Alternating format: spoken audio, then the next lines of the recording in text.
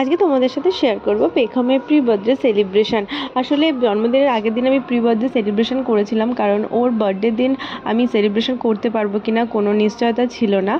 কারণটা তোমাদের সাথে শেয়ার করে রাখি। পেখম আমার কাছে অলওয়েজ একটা ব্লেসিং। ও আমার জীবনে আসার পর থেকে আমার জীবনটা আমূল বদলে গেছে। আর পেখমের এই থার্ড বার্থডের আগে আমার কাছে একটা গুড নিউজ আসে। আমি একটা ডিপার্টমেন্টাল অফিসিয়াল পোস্টের জন্য এক্সামে বসেছিলাম, আর আমি এক্সাম আর ইন্টারভিউ দুটোই ক্র্যাক করি। পেখমের বার্থডে পড়ছিল, ওই টাইমটা আমার ট্রেনিং পিরিয়ড চলছিল। সেকেন্ড ট্রেনিংটা ছিল পেখমের বার্থডের দিনে।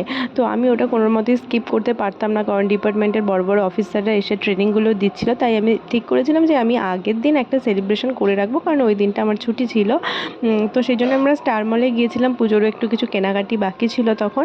আর এইগুলো সবই পুজোর আগে। আমি পুজোর মধ্যে এতই ব্যস্ত ছিলাম যে আমি ব্লগগুলো এডিট করতে পারিনি। তো ওখানে একটা ছোটোখাটো সেলিব্রেশন আমরা করেছিলাম, আর টুকটাক খাওয়া দাওয়া।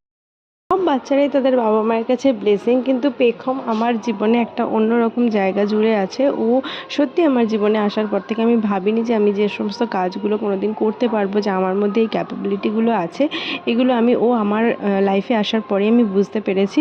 এমন একটা ফেজে যেখানে অর্ধেক মেয়েদের কেরিয়ার এখানেই শেষ হয়ে যায়, আর সেখান থেকেই আমার কেরিয়ারের টার্নিং পয়েন্টটা শুরু হয়েছে। আর পেখম যথেষ্ট আমার সাথে কোঅপারেট করেছে। ও না করলে আমি এই জায়গায় আসতে পারতাম না। ওকে আমি কি হ্যাপি বার্থডে বলবো? ও জীবনে আসার পর আমারই নতুন করে জন্ম হয়েছে। তোমরা সবাই ওকে উইশ করো যেন জীবনে অনেক বড় হয়।